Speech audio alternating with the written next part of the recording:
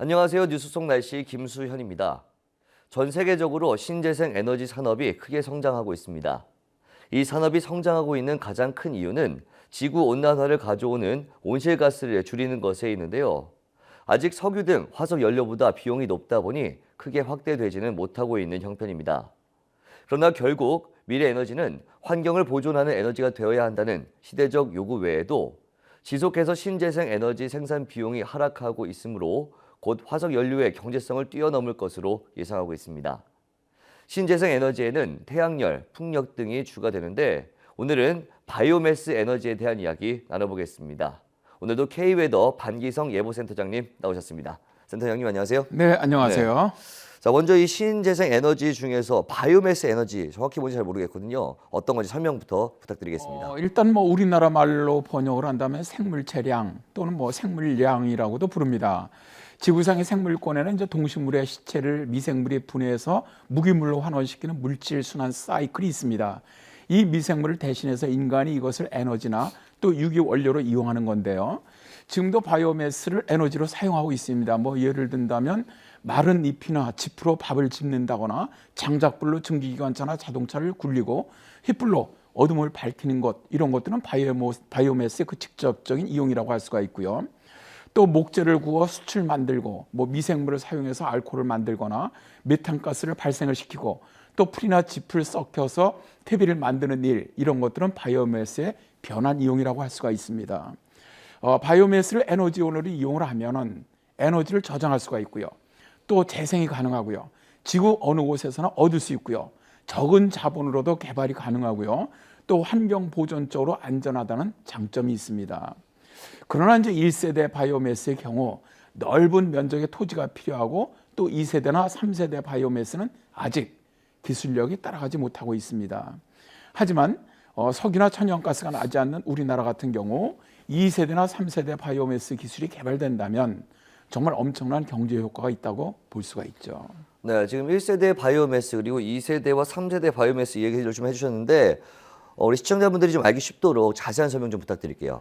우리가 흔히 1세대 바이오매스로 불리는 것은 주로 사탕수수라든가 옥수수 같은 식량을 원료로 사용을 합니다. 인류가 살아오면서 수천 년 동안 옥수수나 식량을 이용해서 알코올을 발효해서 마신 것이 술이죠. 이처럼 효모를 이용한 에탄올 발효는 알코올 추출이 쉽고 또 수율도 굉장히 높아요. 그러다 보니까 지금도 브라질에서는 사탕수수로 알코올을 만들어서 자동차 연료로 사용을 하고 있습니다. 근데 이게 이제 한 10여 년 전에 세계적으로 1세대 바이오매스 열풍이 막 불었거든요. 당시 이제 석유가가 폭등을 하면서 미국이나 남미에서 땅을 갈아엎고 대대적으로 옥수수나 사탕수수를 심었어요. 그런데 이 방식은 넓은 땅을 에너지로 만들기 위해서 사용을 하다 보니까 먼저 환경 파괴, 그리고 지구온난화에 역행한다는 점, 또 여기에 가난한 나라 사람들의 식량을 빼앗아서 부유한 나라 사람들의 차량 연료로 사용한다는 비난을 받으면서 지금은 좀 주춤하고 있는 기술이죠. 2세대 바이오매스는 식량을 사용하는 것이 아니라 폐 목재나 톱밥 등에서 셀룰로스를 분해해서 알코올로 만드는 것을 말합니다. 현재까지는 기름 추출 효율이 떨어져서 상용화가 어려운 실정이고요. 이제 마지막 3세대 바이오매스가 바다나 강에 사는 미세주류에서 연료를 뽑아내는 것을 말합니다. 세계적으로 많은 연구가 이루어지고 있는 분야죠. 근데 사실 우리나라 같은 경우에는 현실적으로 식량도 좀 부족하고 땅도 좁기 때문에 이 1세대 바이오매스에 대한 어떤 개발 같은 것들이 제대로 된 대안이 되지는 않을 것 같은데 그렇다면 2세대나 3세대 바이오매스 에너지 개발하는 연구는 어떻게 진행되고 있나요? 2세대 바이오매스 같은 경우는 흔히 바이오부탄올이라고 불립니다. 원래 이 기술은 바이츠만이라는 이스라엘 초대 대통령 또 유명한 과학자가 만들어냈던 물질이죠. 세계적인 과학연구소인 와이즈만 연구소가 바로 이 바이츠만의 이름을 딴 겁니다. 바이츠만은 1915년에 그가 발견했던 박테리아로 옥수수 전분 같은 탄수화물을 발효시켜서 아세톤과 부탄올 같은 유기용매를 얻는 방법을 개발합니다. 그런데 당시는 세계 제1차 세계대전 중이었거든요. 바이츠만이 추출해낸 물질 중에 아세톤이 나옵니다. 이것은 코다이트라는 폭약을 제조하는데 꼭 필요한 용매였다고 해요.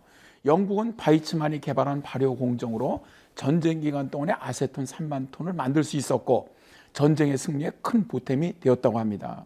그런데 이때 나오는 산물인 대략 아세톤이 3, 부탄올이 6, 에탄올이 1의 비율이었습니다. 그래서 각 화합물의 약자를 써서 이 공정을 ABE 발효라고 부릅니다. 네. 전장 때야 사실 뭐 폭약을 만들기 위해서 아세톤이 좀 필요했겠지만 말씀하신 것처럼 오히려 부탄올이 아세톤의 2배 이상 많이 나왔다고 하니까 이 부탄올을 사용하기 위한 어떤 연구가 진행되지 않았을까 하는 생각이 듭니다. 네, 그렇습니다. 이제 전쟁이 끝나고 바이츠만은 이 공정을 돈을 받고 CSC라는 회사에 팝니다. 그 바이오 부탄올은 1964년까지 미국과 영국의 여러 공장에서 생산되었는데 그 뒤에 이제 공장들이 하나둘 문을 닫았고 1983년에 남아공에 있던 마지막 발효 공장이 폐쇄되면서 ABE 발효 산업은 종말을 고했습니다. 그 이유는 석유와의 가격 경쟁에서 밀렸기 때문이죠. 석유화학 산업이 발달하면서 석유에서 부탄올과 아세톤을 훨씬 싸게 만들 수 있었기 때문입니다. 그러다가 이제 21세기 들어 석유 고갈과 함께 화석연료가 내뿜는 온실가스로 인한 지구온난화 문제가 대두되면서 다시 바이오 연료에 대한 관심이 높아지기 시작을 했죠. 이전엔 지속 가능한 친환경 원료가 대세가 되면서 잊혀졌던 바이츠만의 ABE 공정이 떠올랐습니다. 그런데 예전에는 아세톤이 주였는데 이제는 부탄올이 중심이 됩니다. 왜냐하면 부탄올은 휘발유를 대체할 수 있는 뛰어난 연료이기 때문입니다. 네, 그렇다면 이 브라질이 사용하고 있다는 바이오 에탄올과 지금 말씀하신 바이오 부탄올 어떤 차이가 있는 거죠? 말씀드린 것처럼 이제 브라질에서는 이제 옥수수나 사탕수수들 등을 이용해서 바이오 에탄올을 만들어서 휘발유 대용으로 사용을 하고 있어요. 그러나 연료로서는 바이오 부탄올이 한 수이라고 할 수가 있습니다. 바이오 부탄올은 단위 무게당 낼 수 있는 에너지가 가장 많고 또 휘발유와 어떤 비율로도 섞입니다. 에탄올은 물을 빨아들이기 때문에 부식의 위험성이 있는데 부탄올은 물을 좋아하지 않습니다. 이것은 연료를 추출하는 공정에서도 차이가 납니다. 부탄올은 물과 섞이지 않기 때문에 발효 뒤에 분리가 쉽습니다. 반면 에탄올은 증류를 통해서 분리해야 하므로 에너지가 추가로 들어가죠. 네. 그러니까 1세대 이 바이오 에탄올보다 2세대인 부탄올이 더 환경적이고 추출 에너지가 덜 들어가고 에너지도 효율이 높은데 이게 왜 상용화되지 않는 거죠? 이 부탄올은 클로스트리디움 아세토부틸리쿰이라는 박테리아가 만드는데요. 반응 조건이 까다롭고 수율이 굉장히 낮아요. 따라서 이 박테리아가 바뀌어야 하는데 21세기 들어 각국의 과학자들은 대사공학이라는 생명과학 기술을 이용을 해서 다양한 측면에서 클로스트리디움 아세토부틸리쿰을 본격적으로 개조하기 시작을 합니다. 즉 녹말의 포도당뿐 아니라 바이오 디젤을 만들 때 나오는 부산물인 글리세롤을 먹게 한다든가 심지어 목재의 셀룰로스를 소화할 수 있게도 만들기 시작한 것이죠. 우리나라 같은 경우도 이제 카이스트 생명화학공학부가 이 세계적인 바이오 부탄올 연구팀으로 알려져 있습니다. 이 연구팀과 GX 칼텍스 연구팀이 공동으로 연구한 내용으로 GX 칼텍스는 여수의 세계 최초로 2세대 바이오매스를 쓰는 바이오 부탄올 시범 공장을 만들었죠. 사실 이런 기술들은 오래지 않아서 상용화될 것으로 예상을 하고 있습니다. 네, 아무래도 1세대 바이오 에탄올보다는 이 버려지는 폐목재나 톱밥 등을 이용한 2세대 바이오 부탄올이 우리에게 더 필요한 기술이다 이런 생각이 드는데요. 이런 연구가 더 활발하게 이루어져서 우리나라가 에너지 자립국이 되었으면 좋겠습니다. 오늘 말씀 고맙습니다. 네, 감사합니다. 네, 뉴스 속날씨 오늘 준비한 소식은 여기까지입니다. 시청해주신 여러분 고맙습니다.